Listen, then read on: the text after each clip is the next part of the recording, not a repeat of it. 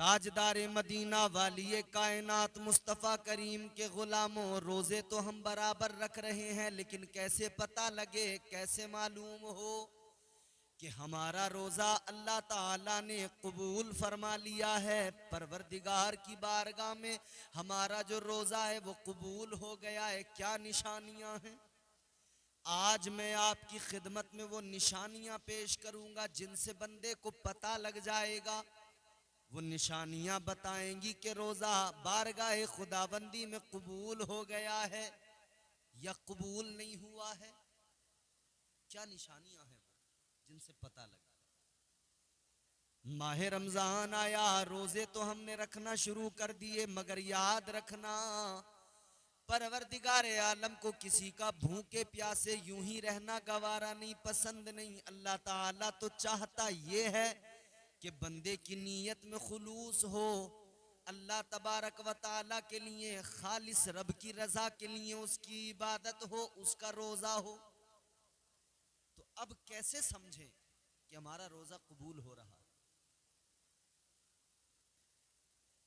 नमाज पढ़ने वाले से पूछो, ए नमाज पढ़ने वाले तू बता, तूने सजदे किए, नमाज अदा की, तेरी नमाज अल्लाह ने कबूल फरमाई या रद्द कर दी, तुझे कैसे पता लगेगा? कोई भी अमल हो, उसके करने के बाद में कैसे पता लगे कि अमल हमारा अल्लाह की बारगाह में कबूल हुआ है? हज करने वाले ने हज किया, कैसे पता लगे कि हज कबूल हुआ? ज़कात देने वाले ने ज़कात दी, कैसे पता लगे कि कबूल हुई या नहीं हुई?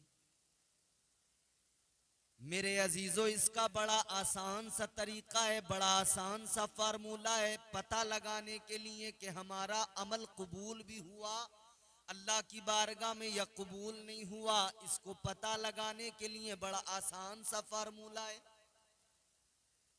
मेरी बात को जरा तवज्जो से सुन लेना और खुद अपना मुहासबा कर लेना, खुद ये निशानियां देख लेना, पता लग जाएगा रोजा कबूल हुआ है या नहीं हुआ है। क्या है वो निशानियां, कैसे पता लगेगा? तो जरा तवज्जो करो मेरे अजीजों। अल्लाह ताला ने तौफीक रोजा दी, बंदे ने रोजा रख लिया, लेकिन रोजा रखने के बाद में इसने पूरे दिन अपने आप को खाने पीने से रोका, जिमा से रोका, बुराइयों से रोका, नमाज पढ़ी, अल्लाह की इबादत की, रब की रजा के लिए किया। इसको पता बड़ी आसानी से लग जाएगा। अब मैं पहले आपको ये बता दूं, नमाज पढ़ने वाला नमाज पढ़ता है, उसको कैसे पता लगेगा? फरमाया गया, एक वक्त की नमाज जैसे ही पढ़ी और उसको पढ़ने के बाद में उसके अगले वक्त की नमाज का जब वक्त आया, अगर दूसरी नमाज के वक्त में इसे दूसरी नमाज अदा करने की तौफीक मिल गई तो समझ ले कि इसकी वो नमाज कबूल हो चुकी है। एक नमाज अदा करने के बाद में दूसरी नमाज की अगर तौफीक मिल गई, उसके अगले वक्त में नमाज पढ़ने की तौफीक मिल गई, तो समझ लो कि अल्लाह ने कबूल कर लिया इबादत को। और ये बिल्कुल इसी तरह है, हमने अपने घर पे किसी को बुलाया, कोई हमारे घर पे मेहमान बन के आया, जब हमारे घर पे आया हमने उसको खिलाया पिलाया, वो भी बड़े कायदे करीने से रहा, उसके बाद में चला गया। अब दूसरी बार अगर हम उसको बुलाते हैं तो मतलब ये कि वाबस्तगी हो गई, ताल्लुक मजबूत, रिश्ता पक्का है, दोस्ती सलामत है। और अगर एक बार बुला के दोबारा में कह दिया कि भाई अरे छोड़ो, नहीं, मतलब ये है कि ताल्लुकात अभी कमजोर हैं। एक बार बुला तो लिया या वो आ गया, लेकिन दोबारा फिर उसको बुलाना पसंद नहीं किया जा रहा।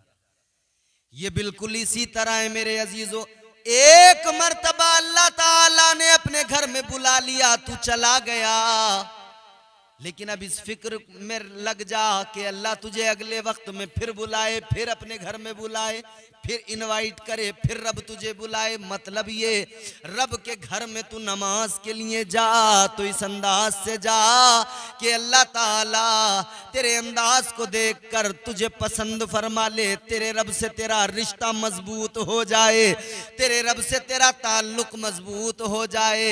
अगर तू अगले वक्त में जा रहा है तो समझ ले अल्लाह ताला ने तेरे अमल को कबूल कर लिया। यानी तूने एक बार नमाज अदा की, अगली बार फिर तौफीक सजदा मिल गई, अगले वक्त में फिर तौफीक सजदा मिली तो पिछली नमाज कबूल है। बिल्कुल इसी तरह बंदे ने रोजा रखा, आज रोजा रख लिया और कायदे से खुलूस के साथ में दिन गुजार लिया, इबादत भी करता रहा, खाने पीने से भी खुद को रोका, झूठ गीबत चुगली हसद बुग़्ज़ कीना से रोका, और उसके साथ साथ इसने अपने आप को तमाम बुराइयों से रोक कर, गाली गलौज से रोक कर इबादतें की, कुरान की तिलावत की, और फिर अगले दिन का रोजा रखने की तौफीक मिल गई, तो समझ लेना कि अल्लाह ने पिछला रोजा कबूल फरमा लिया है। बिल्कुल आसान फॉर्मूला है। अगले की अगर तौफीक मिल रही है तो समझो पिछला कबूल। लेकिन उसमें यह बात जरूर जहन नशीन रहे कि सिर्फ आदमी ये कह के रोजा रख ले कि मुझे भूख नहीं लगती है, कोई नहीं, मैं तो आम दिनों में भी भूखा रह लेता हूं, मुझे प्यास नहीं लगती दिन में, मैं आम दिनों में भी प्यासा रह लेता हूं। तो अगर वो सिर्फ भूख और प्यास को अपना रूटीन समझकर सोच रहे चलो रख लो रोजा, कुछ नहीं, हमें तो ना भूख का एहसास होता ना प्यास का, और ना वो बुराइयों से रुक रहा, ना झूठ गीबत चुगली हसद किसी बुराई से नहीं रोक रहा अपने आप को, तो फिर अल्लाह को ऐसे किसी के भूखे प्यासे रहने की कोई जरूरत ही नहीं है।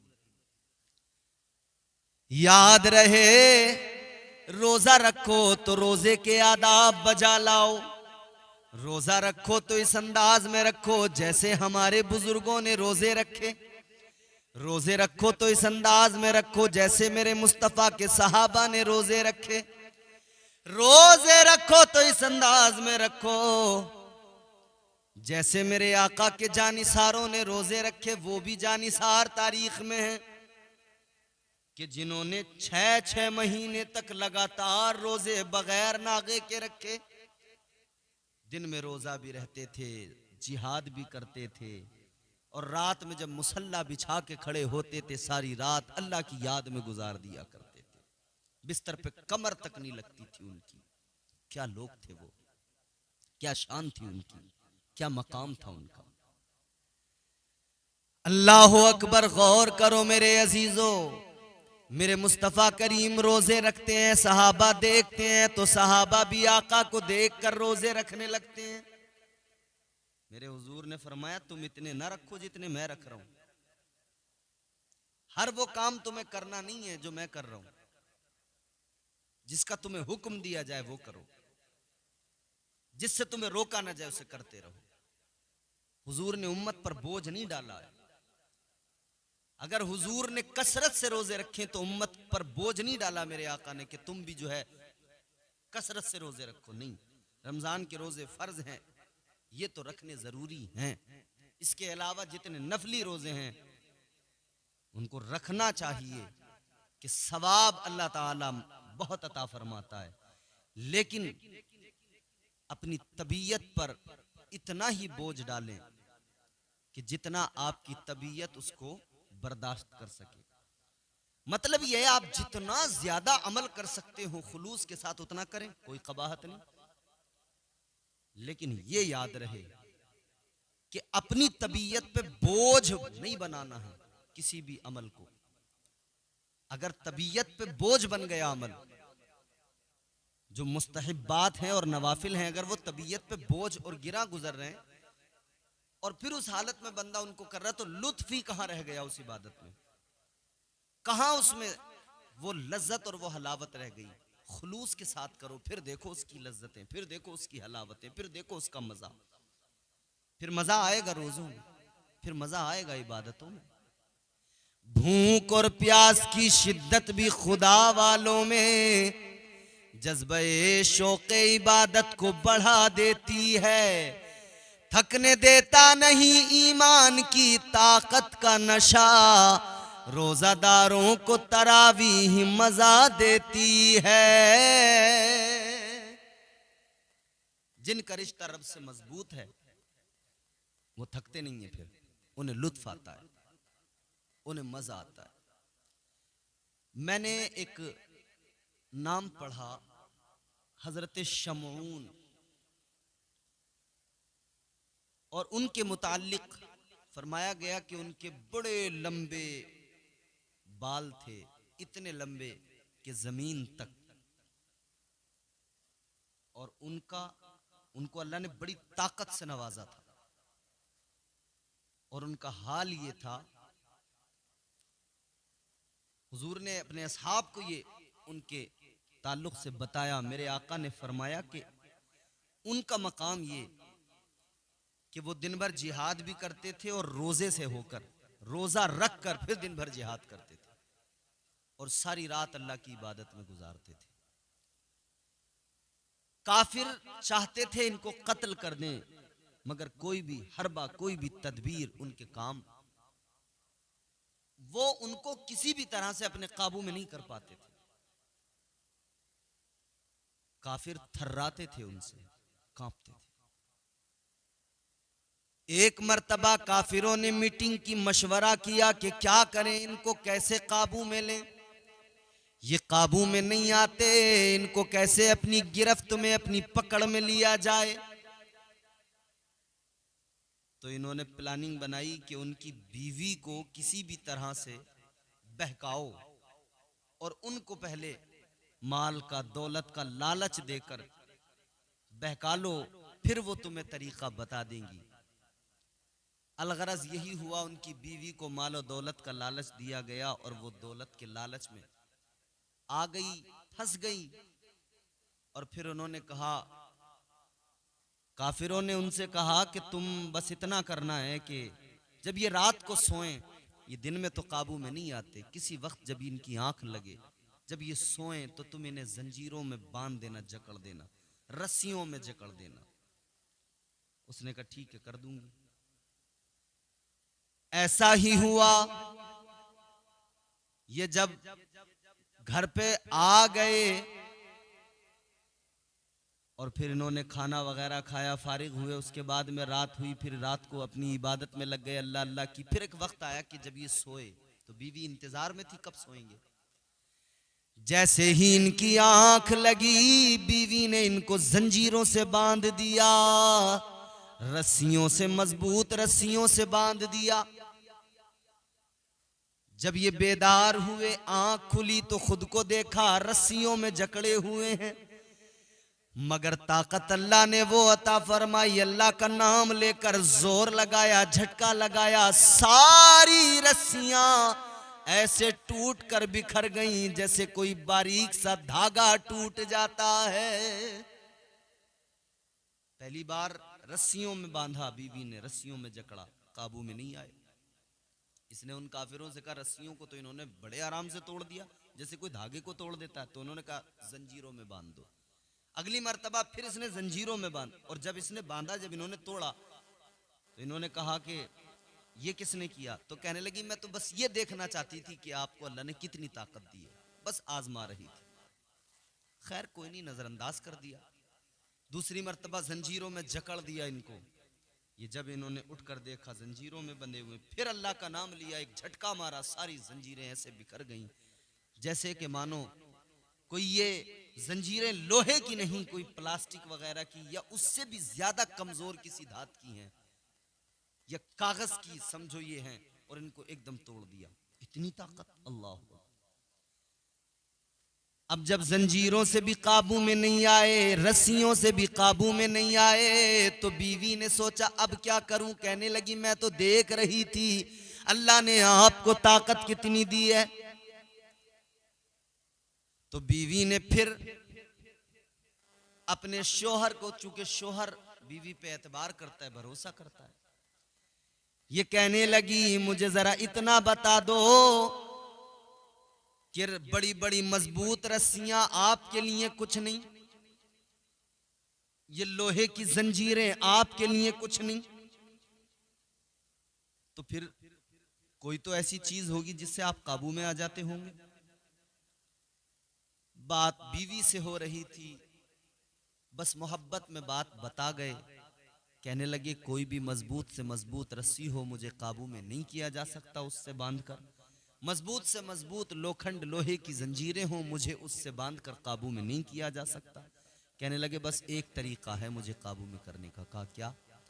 कहने लगे ये जो मेरे बाल हैं, जो मेरे गेसू हैं, अगर इनसे मुझे बांध दिया जाए फिर मेरे बस की बात नहीं, फिर मैं काबू में आ जाऊंगा, फिर मैं अपने आप को इनसे आजाद नहीं कर सकता। बीवी को मिल गया राज, समझ गई कि क्या करना है। अब इंतजार करने लगी कब सोएंगे। अगला मौका जैसे ही इसको मिला इसने वही किया, उनके बालों से गेसुओं से उनको बांध दिया।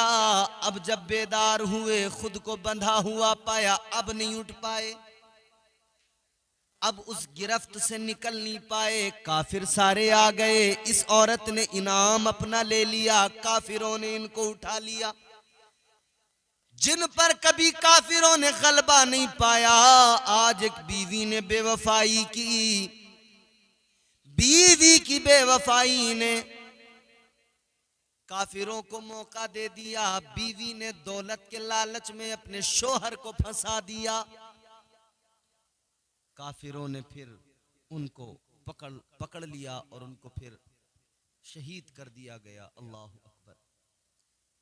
कहने का मकसद ये है कि ऐसे ऐसे तारीख में नाम मौजूद हैं जिन्होंने सारे सारे दिन 6-6 माह तक रोजे रखे हैं, जिहाद किए हैं, इबादतें की हैं। अल्लाह ने फिर उन्हें शान भी ऐसी अता फरमाई, इतनी ताकत अता फरमाई। लोग समझते रोजा रखने से कमजोरी आ जाएगी। बाज लोगों का ख्याल है रोजे अगर रखेंगे मुसलसल कमजोर हो जाएंगे, तो डग्गा मारी के रोजे रखते हैं।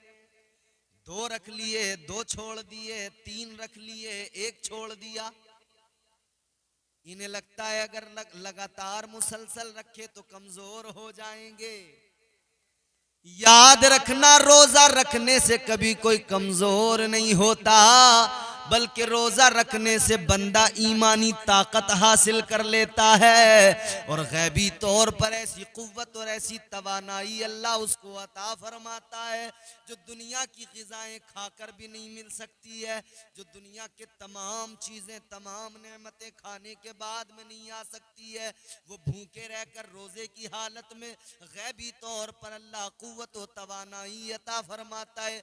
जिस्म को भी अल्लाह कुव्वत व तवानाई अता फरमाता है। और सबसे बड़ी बात ये कि परवरदिगार खालिक कायनात उसके ईमान को मजबूती अता फरमा देता है। फिर अल्लाह ताला बड़ा नवाजता है। जोहला का ख्याल है ये कि साहब कमजोर हो जाएंगे, जोहला का ख्याल है ये, मगर याद रखना हुजूर के सदक़े में अल्लाह ने नवाजा बहुत है हमें, हम उम्मत मोहम्मद हैं। रमजान अल्लाह ने हमें अता फरमाया, रमजान की बरकतों से अल्लाह ने हमें माला माल किया है। वल्लाह कायनात में जो भी बुलंद है,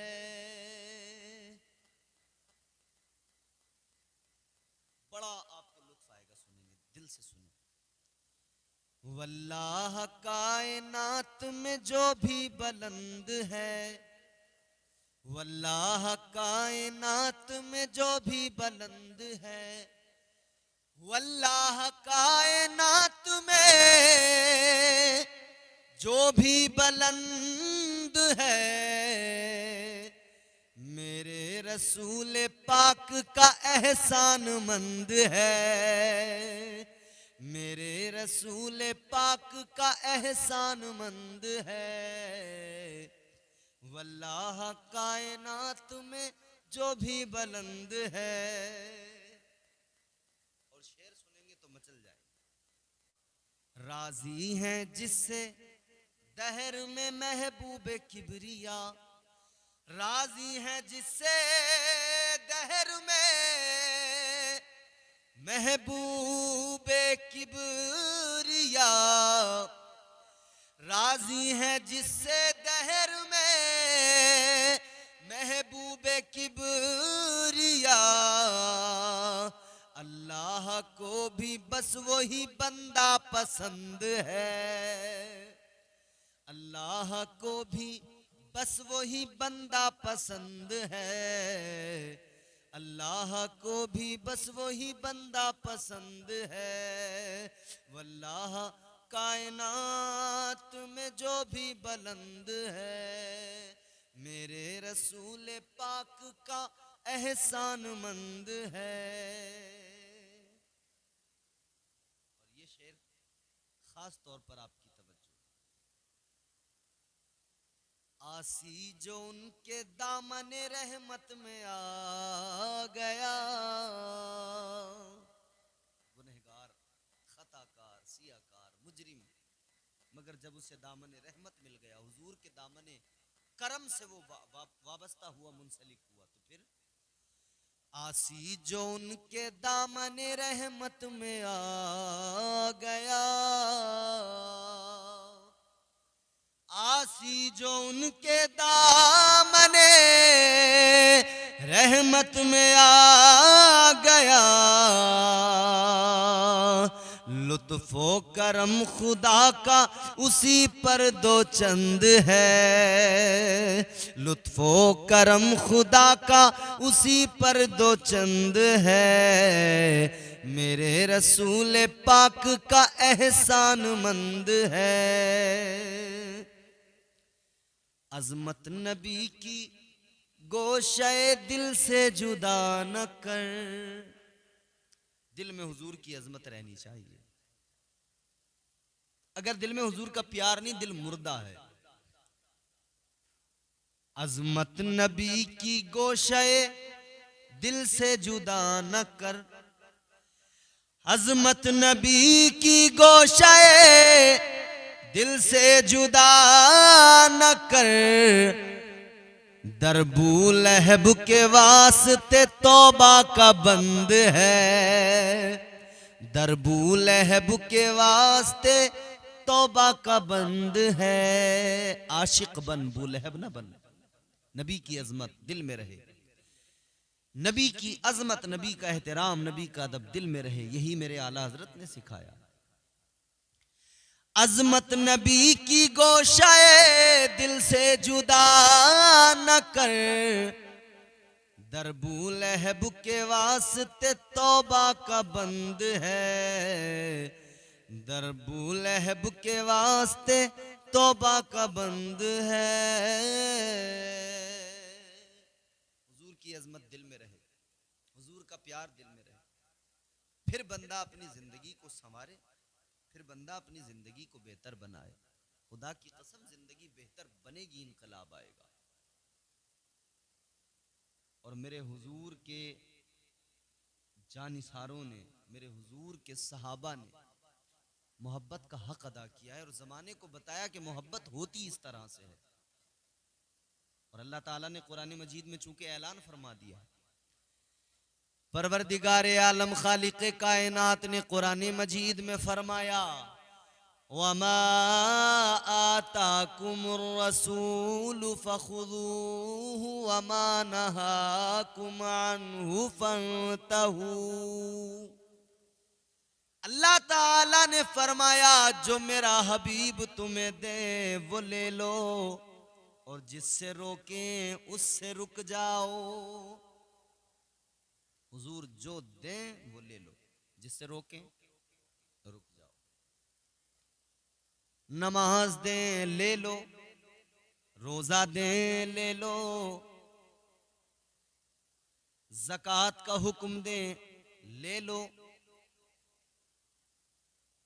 अगर मदीने वाले आका ताजदारे मदीना तुम्हें नेक अमाल की तरगीब दें ले लो। हज का हुक्म दें अगर साहिब इस्तिताअत हो ले लो,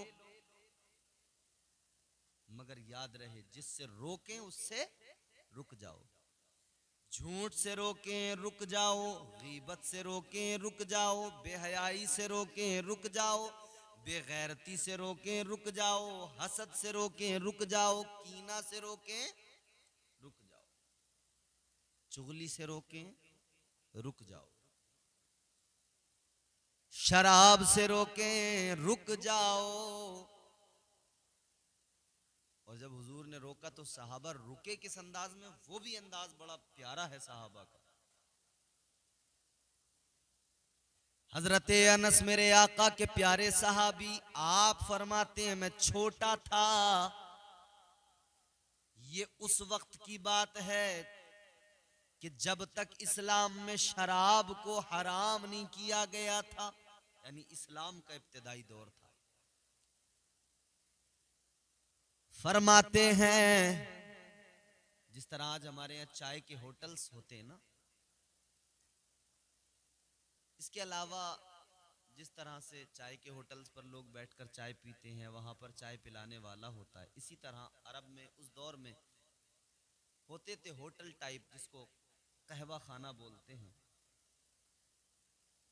हजरत अनस कहते हैं मैं वहां पर काम करता था, छोटा था, वहां पर लोग बैठकर शराब पीते थे। कहते मैं लोगों को शराब दिया करता था ले जाकर। फरमाते हैं मैं लोगों को शराब दिया करता था, लोग बैठकर शराब पिया करते थे, लेकिन एक आका का ताजदारे मदीना की जानिब से ऐलान किया गया, मुनादी ने निदा की, आवाज लगाई गई, ऐ ईमान वालो, ऐ मुस्तफा के गुलामों, आका का फरमान है, अल्लाह का हुक्म है, शराब को हराम कर दिया गया है। फरमाते हैं हजरत अनस मैंने देखा अगर किसी के हाथ में जाम था उसने वहीं छोड़ दिया, फौरन तोड़ दिया। अगर किसी के पास शराब का मटका था वहीं पे छोड़ दिया, फौरन तोड़ दिया। जैसी हुक्म आया, कानों में आवाज पहुंची कि इस्लाम में हराम हो गई शराब, मदीने वाले आका ने हराम कर दिया, अल्लाह ने हराम कर दिया। बस लोगों ने उसी वक्त शराब के जाम फेंक दिए, मटके तोड़ दिए, सारे के सारे सहाबा तोड़ ताड़ के सब कुछ छोड़ के आका की बारगाह में हाजिर हो गए, हुजूर छोड़ दिया सब, हुक्म आपका है, अल्लाह का फरमान है, आपका ऐलान है, आपने सुना दिया फरमाने खुदा। याद रखना मेरे अजीजों, ये बड़ी गंदी चीज है शराब। और मेरे परवरदिगार ने कुरान मजीद में बाज़ाब्ता तौर पे फरमाया कि ये तुम्हारा काम नहीं, ये शैतान का काम है। क्या? अल्लाह ताला ने फरमाया इन्नमल खम्रु वल मैसिरु वल अंसाबु वल अज़लामु रिजसुम मिन अमलिश शैतान।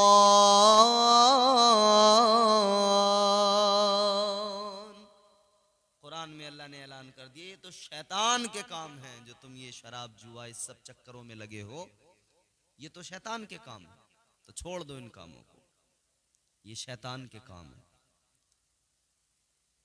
सहाबा का मामला तो ये था कि आका की बारगाह में सहाबा ने अर्ज किया था या रसूल अल्लाह शराब तो हराम हो गई, छोड़ दी हमने, मगर आका वो बर्तन जिनमें हम शराब पिया करते थे या रसूल अल्लाह हमें वो बर्तन भी घरों में रखना गवारा नहीं, या रसूल अल्लाह उन बर्तनों को भी हम फेंक रहे हैं, वो बर्तन भी नहीं रखेंगे जो हराम चीज की याद दिलाए, जिन्हें देखकर हमें याद आए कि हम इन बर्तनों में शराब पिया करते थे। या रसूल अल्लाह जब शराब को छोड़ा है तो शराब की हर निशानी को मिटा देंगे।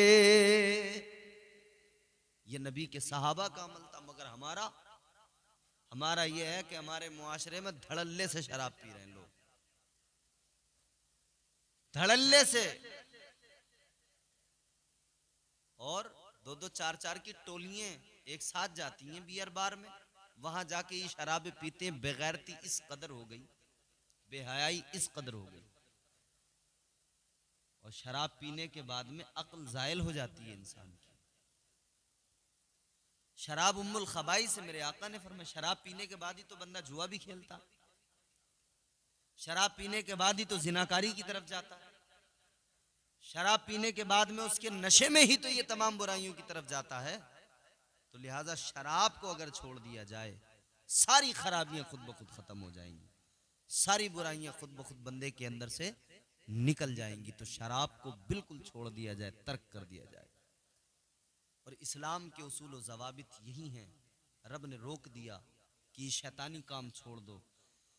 तो अब हम अपने मुआशरे पे नजर डालें, हमारे यहाँ कितने शराबी हैं जो रमजान में रोजा,